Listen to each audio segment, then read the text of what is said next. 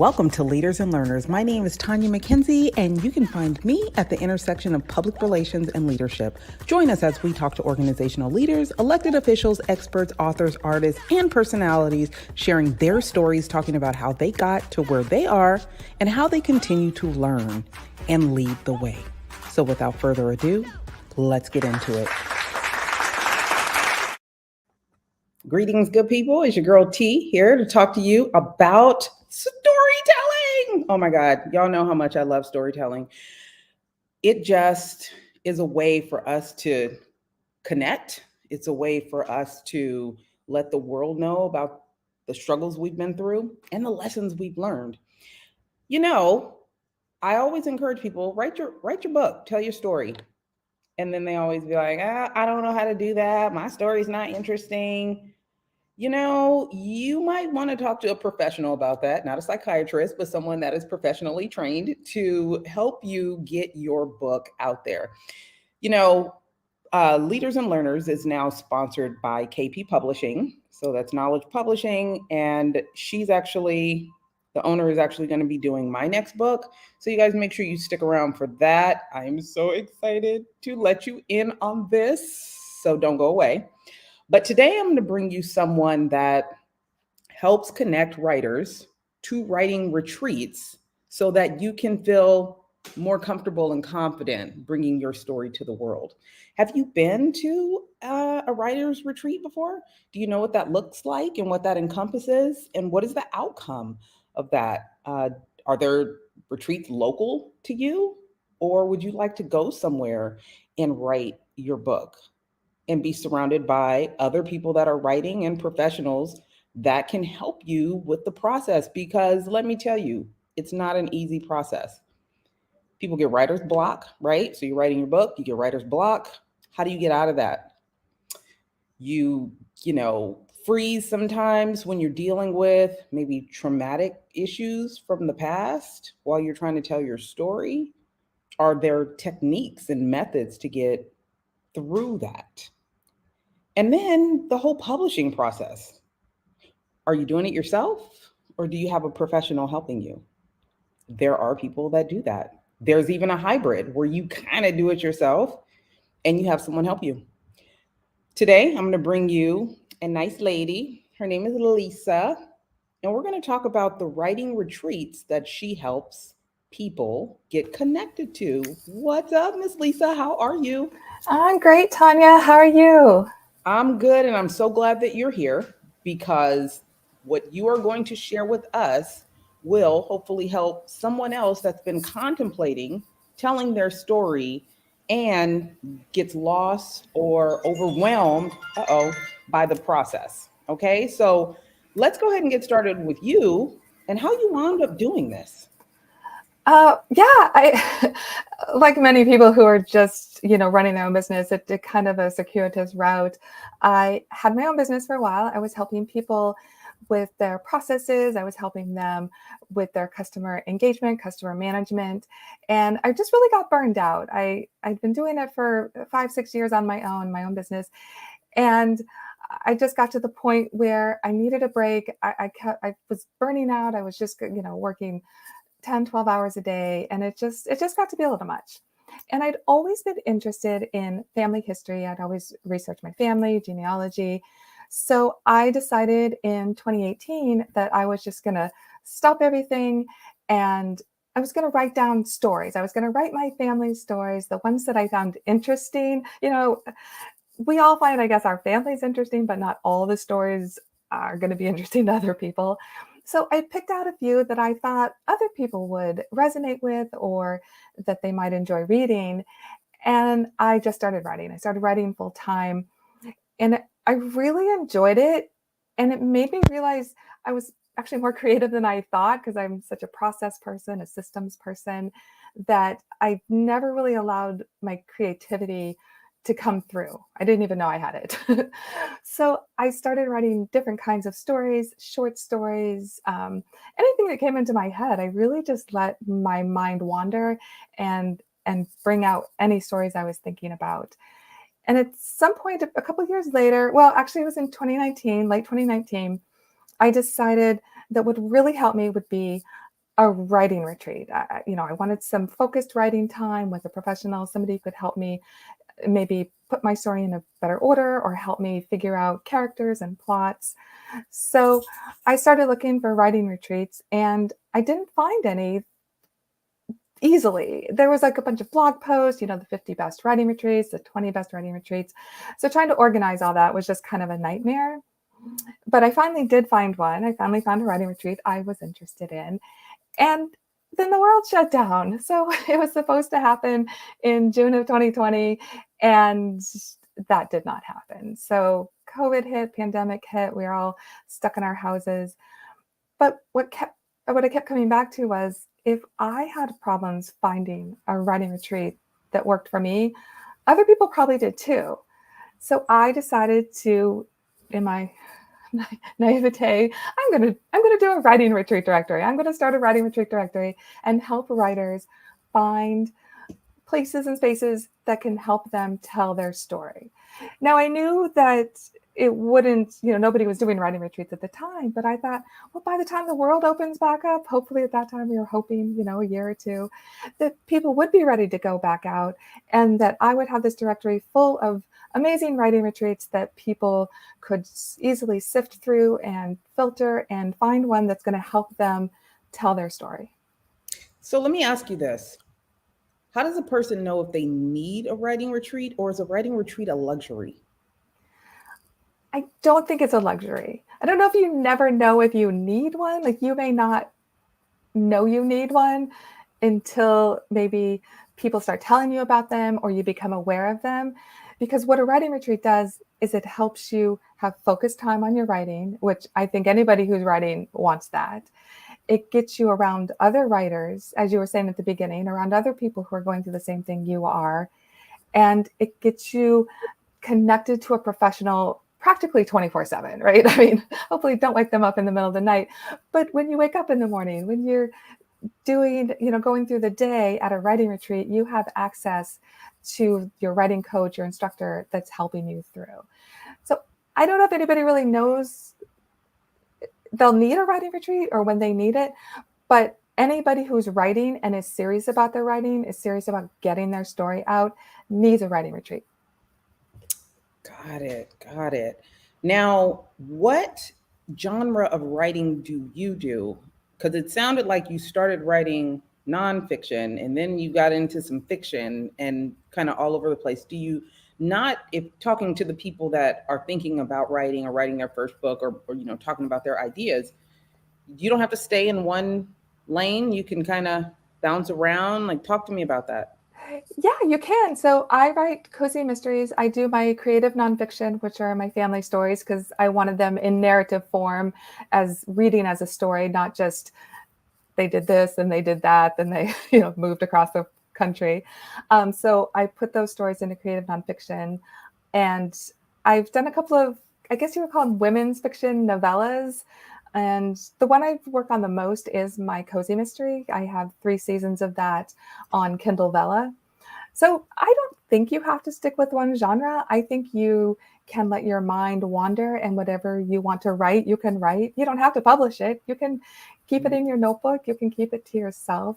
The only caveat I would say with that is if you are publishing like on Amazon or any publishing space, if you do different genres, use a different pen name, because you'll mess up the algorithm. So if you write horror and Mm. romance, then if people are looking for your name under horror, then people are going to not find the romance. So it's good to just separate it just by name, just to help the algorithms not confuse readers. Because if Wow. Amazon or whoever doesn't know what you write, they're not going to recommend you to anybody. So That's a that's my only good that's caveat. good. Good point. I never thought about that. Most people I know though, they stay in their one genre, right? Yeah. They don't bounce around too much. But let me pose this question to you, because we are at a time right now where history is being challenged in the schools. People write books to tell their history, to cement their history. What do you think about that as someone that loves writing and understands the importance of storytelling? even if they're not the most appealing stories to everyone. How do you see kind of what's going on in our country right now in regards to banning books? Because I've seen the list and I don't know, I can't understand the logic behind the madness. Talk to me about that. I agree with you. I don't either. I don't think there's any story that shouldn't be told. I think everybody should get their story out there however they want to. If they want to write it, tell it, audio. I don't think hiding our history does anybody any favors. I don't think we should tell some people that they can't tell their story and that they need to go, hide in a corner because somebody doesn't agree with them. I don't know. That to me is ridiculous. Everybody's story, I think, deserves to be heard or told. Not everybody. I mean, not everybody's going to want to hear your story or read it, but I don't think we should ban them. I don't think we should say nobody can have access to it. So I think that stories have the power to change people's lives. They have the power to change the person who's writing it and the power to change or help the people who are reading it. And I don't think that nobody should say that story can't be heard by somebody. I appreciate you saying that. Tell me the most difficult part about the stories that you've been writing. Um, I think as far more like the craft of it, the like where do you start the story? What do you do next? It's the organization of the story because in your head you can tell the story, right? You know kind of what you want to happen, the characters, but imagine it in your head and getting it on paper are two different things because you need to take the reader on the journey with you. You need them to follow you and to understand what you're saying.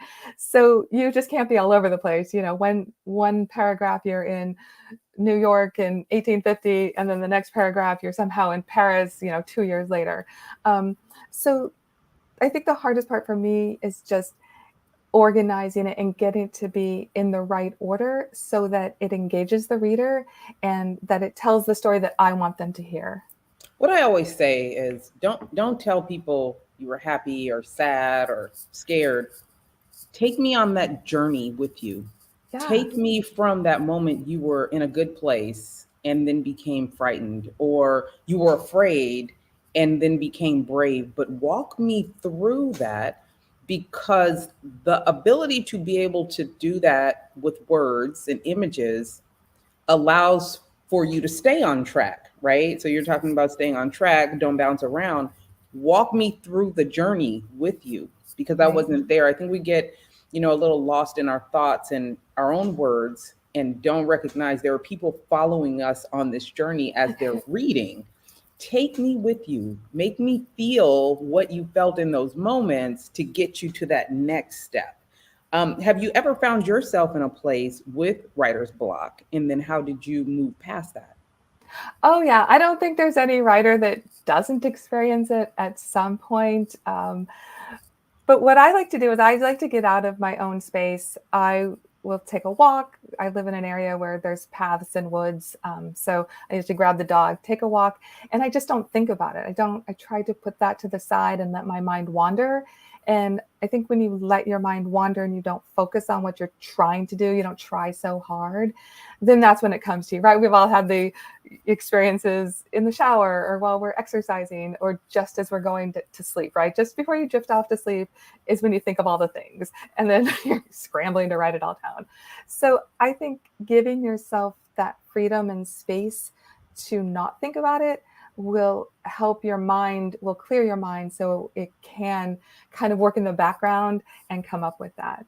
And not just walking, but we have like a lot of little towns. I live in Northern Virginia, and even though I'm close to DC, we have a lot of little towns in our area. So sometimes I'll drive like 15, 20 minutes to just a town by the river and walk along the river, listen to the birds. You just kind of enjoy a different scenery, and that can help too. Or even go to a cafe. Like sometimes I go to a coffee shop and you just, any kind of different surrounding can really help you break through. Right.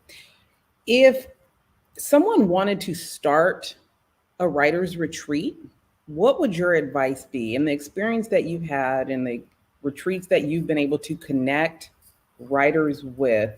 What would you advise someone that wants to start a writer's retreat? Give yourself plenty of time. um, it's not just a matter of throwing up a website and saying, okay, come on in, and then you hold the retreat a couple weeks later.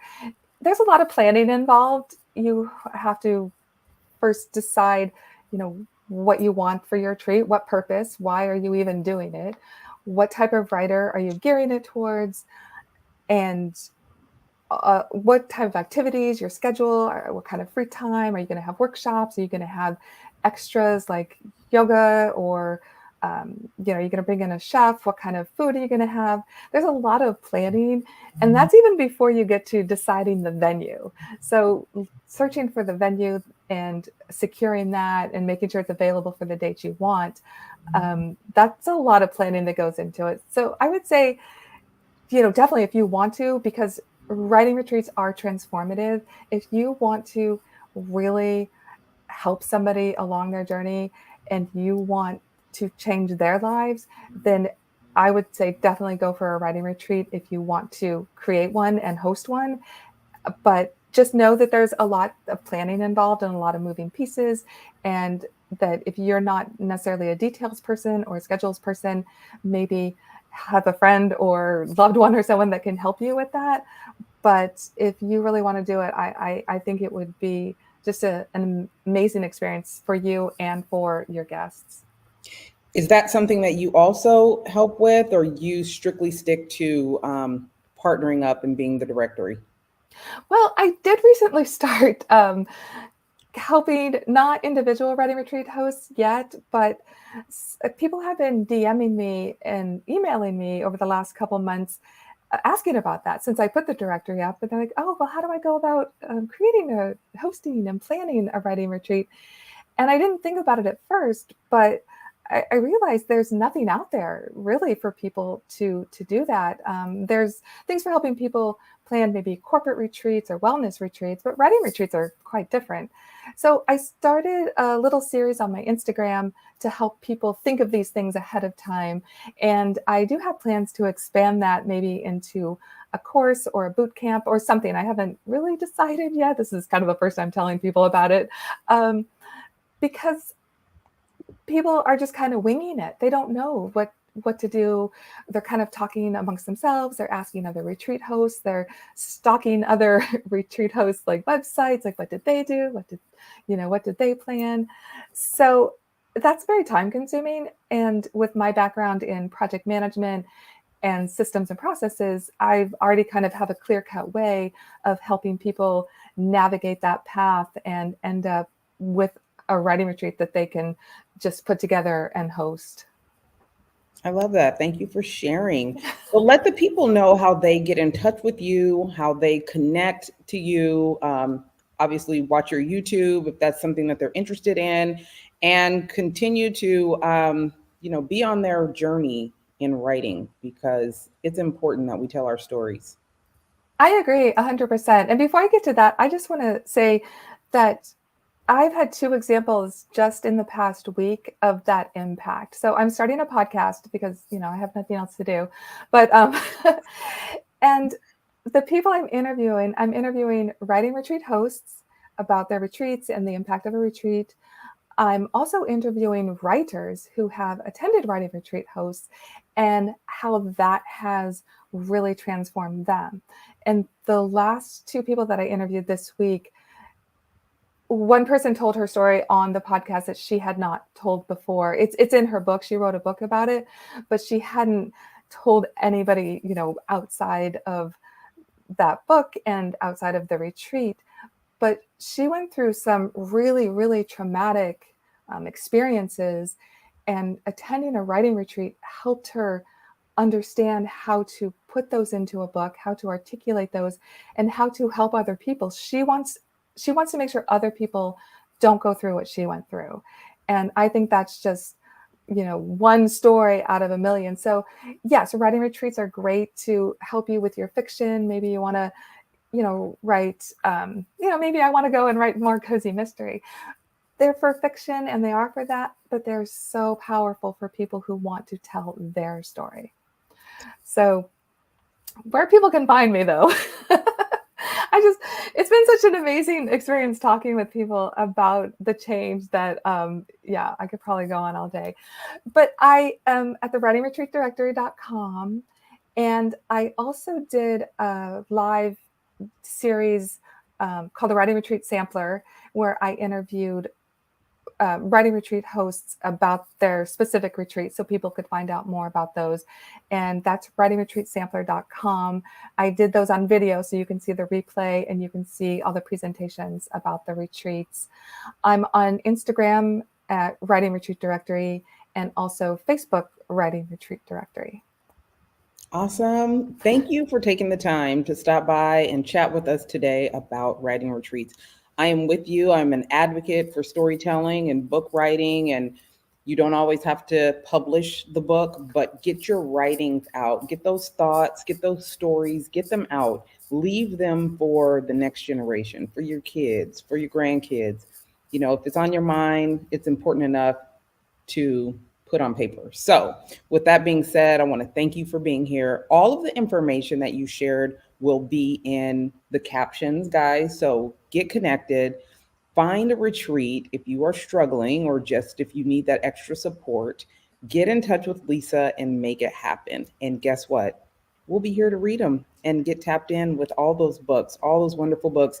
Make sure that you guys, keep us posted. Let us know if you've been to a retreat and how that went for you, or if you need a retreat, and we can get that information to Lisa. But that information will definitely be in the captions. So please share this also with someone that might be struggling with their writing, right? Share it. If you got someone that talked about writing before, writing their book, and it ain't happened yet, and that was like 3 years ago, or it was pre-COVID, but then COVID doesn't happen, and they ain't wrote yet, and they ain't published, get them to a retreat. Share this information because they know that they need to do it. They probably want to do it and just get stuck. So, Lisa, thank you for providing, an incredible service for people that just might not even recognize that's a thing. Some people just don't know it's a thing. Yeah, that's true. I've come across a lot of writers. They thought, "Oh, a writing retreat? What's that?" I had no idea I could do that. So yeah, I'd be excited to connect with more people who want to find one. Awesome. Well, thank you again. And guys, make sure you tap in with Lisa and share this information with someone that needs it. Thanks so much, Lisa, for being here. Thanks, Tanya. I really appreciate it. You guys have a great day. Hey, thanks for showing up to the podcast where we all know that the best leaders are lifetime learners. When you get a sec, take a moment, leave a comment. What do you think about today's episode? And share it with someone that could use the gems that were dropped today. Follow and subscribe. You don't want to miss who's coming up next. You never know who could show up here and what they could say. For your professional needs, marketing, PR, communications, and leadership, make sure you follow us on all social media platforms at Sand and Shores, or hit us up at sandandshores.com. Again, thanks so much for showing up. We appreciate you, and we'll see you soon.